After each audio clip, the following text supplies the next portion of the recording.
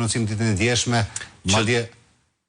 nuk ka ura, ishte planifikuar për ura, po... Për 2 ura, dhe ishte çuditërisht vetëm Syri TV dhe një media tjetër që ka qëndrim kritik ndaj qeverisë e kanë bërë publike, dhe as edhe një media tjetër, as një portal tjetër, edhe nga këta portalet që pretendojnë që janë kritik me qeverinë dhe që janë opozitar, nuk e ka postuar si lajm dhe nuk e kanë nxjerrë. Faktin që dyshja prestigiatorëve tashmë, përveç se janë hajdut serial, dyshja e prestigiatorëve Rama Balluku, ka zhdukur çuditërisht 2 ura, të cilat kanë qenë pjesë, unë kam treguar projektin e firmosur me firmën e Ramës dhe me firmën e Ballukut për ndërtimin e tunelit Llogaras, projekt që edhe ai në vetvete i ka kushtuar 7 milionë euro taksapaguesve shqiptar, në të cilin janë të projektuar ndërtimi i 2 urave, si vepra arti, të cilat në përllogaritjen e detajuar në preventiva, ku kanë publikuar dhe preventivat, për llogaritet kosta e ndërtimit tyre diku rreth 25 milion euro. Dhe çuditërisht në zbatimin e projektit, të dyja këto ura janë zhdukur. Është ajo, nuk e di, mund të jenë mbushur me inerte, mund të jetë mbushur rruga, mund të jetë bërë çfarë të dojë, por nuk ekzistojnë këto 2 vepra arti që do duhet ishin prezente dhe të ndërtuara.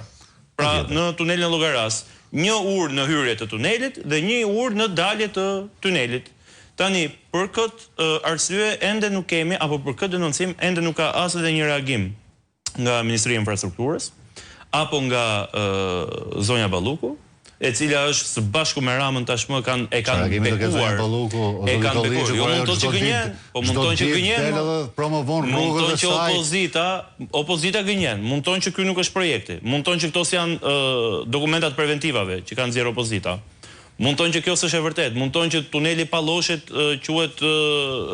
ka një konotacion tjetër, se kanë kalu tani janë edhe ekspertat të gjuhës edhe shpikin mikrotoponime. Kështu që thënë këtë, fare qartë ata mund të kenë një reagim për këtë arsye. Nuk ka asnjë reagim, sepse e din mjaft mirë që kjo është një vjedhje në kufi të absurde dhe mjafton t'ju kujtoj diçka. Po të shihni dhe përgjimet, po të shihni dhe kohën e bisedave, po të shihni dhe kur ka ndodhur edhe rihapja, edhe tenderi i dytë i cili është fituar, është pikërisht periudha kur opozita, Partia Demokratike, ishte privuar nga gjykata e kapura nga Edi Rama, ishte privuar nga logo, nga simbolet e saj, nga atributet që t'jep një ligj për partitë politike, një force politike, dhe këta kishin menduar që nuk ka më opozit, nuk ka më PD, e pat vetë se ish kreun e PD-s e kishin në xhep dhe deputetët e tij i shkonin për favore personale dhe e kishin të llogaritur që Partia Demokratike nuk do të ekzistonte më. Pra do të ishte një pakice vogël me